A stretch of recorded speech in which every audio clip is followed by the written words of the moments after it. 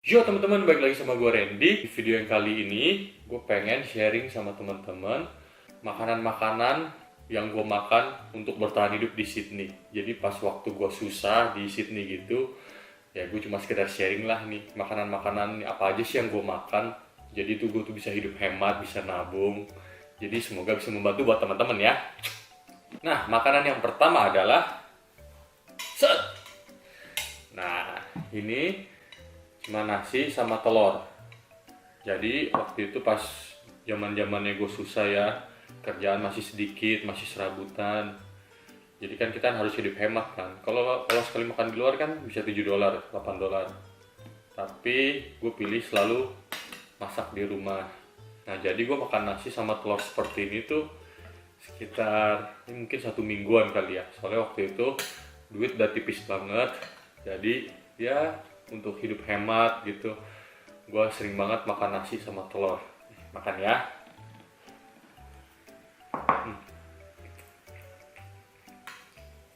Benernya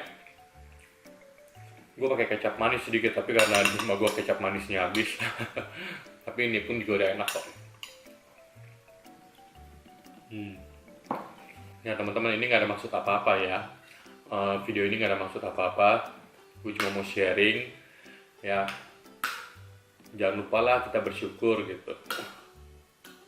Nggak boleh kita komplain. Gue meskipun makan nasi sama telur gini, ya menurut gue tuh enak banget.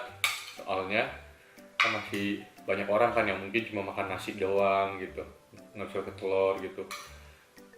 Ini pun udah istimewa banget ya, gua saat itu bisa makan nasi tuh istimewa, enak banget.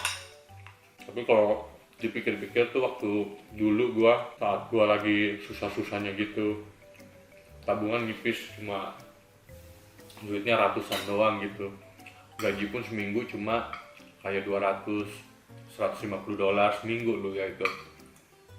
Terus kan gue mesti harus bayar uang sekolah, bayar rental, semua makan sendiri. Ya jadi ini yang bisa gue lakukan untuk irit makan. Ini gue makannya sedikit ya ini ya, soalnya ntar kan gue masih mau makan lagi. Jadi di video ini gue jelasin, pokoknya ada 3 makanan itu, 3 makanan bertahan hidup gue di Sydney. Enak loh ini. Bini gue bilang gue masak telur dadar enak banget.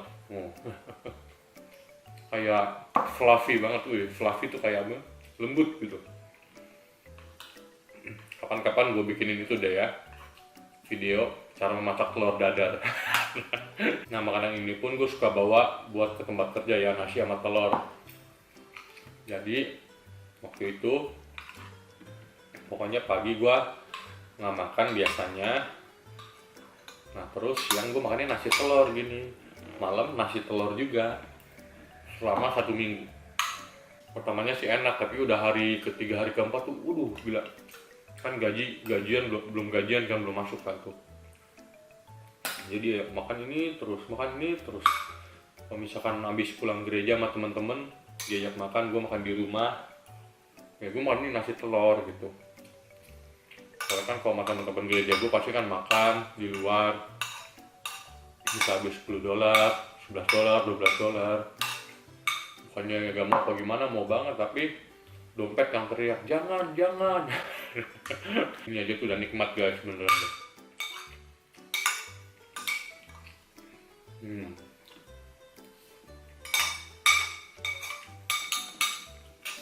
Oke, habis. Kita lanjut ke makanan yang kedua. Nah makanan yang kedua ini adalah sahabat orang Indonesia, Indomie. Nah jadi ini termasuk salah satu makanan tuh yang ya saat gue nggak ada duit waktu itu, zaman susah, gue pasti belinya Indomie. Soalnya murah di sini tuh, satu bungkusnya itu kan 50 sen. Waktu itu ya, sekarang sih sekitar mungkin rada naikkan, tapi waktu dulu 50 sen. Gue sekali makan tuh 2 bungkus. Jadi 1 dolar buat sekali makan. Murah banget kan. Ya nggak bisa komplain lah, yang penting masih bisa makan. Tapi Indomie ini masih selalu gue makan sih sampai sekarang sih, soalnya enak banget.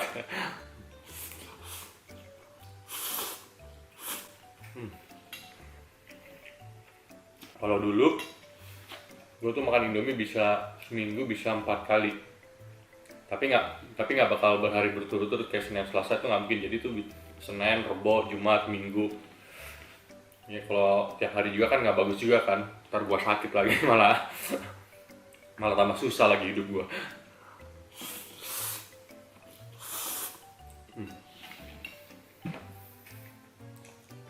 Nah terus yang pas awal-awal gue dateng, nyokap gue itu bawain gue Indomie banyak banget, satu koper sampai mungkin setengahnya Indomie kali ya. Itu banyak banget. Kira-kira tuh ada hampir 30 bungkus.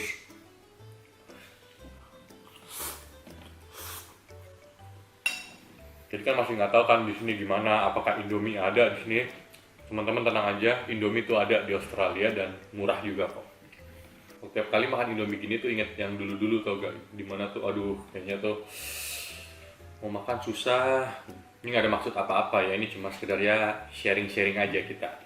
Tapi sampai sekarang pun gue gak bosan sih makan Indomie sih, enak nih, maknyus nih. Dalam hidup ada masa-masa sulit yang harus kita lalui gitu. Kehidupan setiap orang-orang beda kok. Sebenarnya gue gak keberatan sih makan ini tiap hari sih, asal sehat ya. Tapi banyak yang bilang kan makan tiap hari Indomie itu nggak bagus, jadi oh ini enak banget. Teman-teman pasti ngiler ya.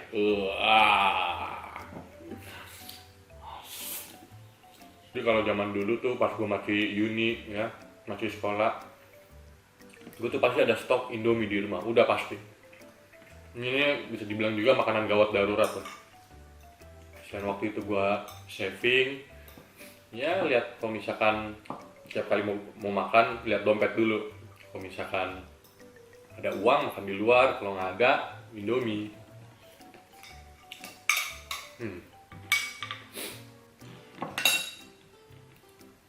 Sekarang kita ke makanan yang nomor 3. Nah ini adalah makanan yang ketiga, yang terakhir adalah tada! Pisang. Iya, pisang doang. Jadi waktu itu sempet lah kayak titik terendah gue itu ya, waktu di Sydney.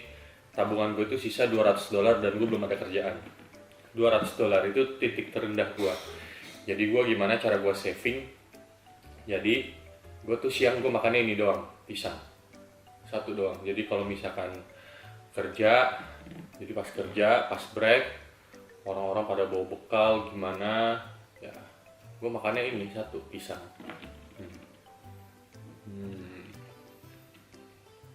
Kadang punyanya gue lama-lamain biar kenyangnya tuh lama gitu. Sedih. Sulit saat itu, bener sulit. Tinggal $200 itu di Australia itu susah banget ya. Belum lagi kan harus bayar rent gue dulu $100 per minggu. Tapi gue gak mau kayak cerita ke keluarga gue, cerita ke temen-temen gue gak mau lah jadi orang-orang kasihan sama gue gitu, gue gak mau. Jadi ya biar ini gue yang tanggung semua sendiri, gue yakin gue bisa kok.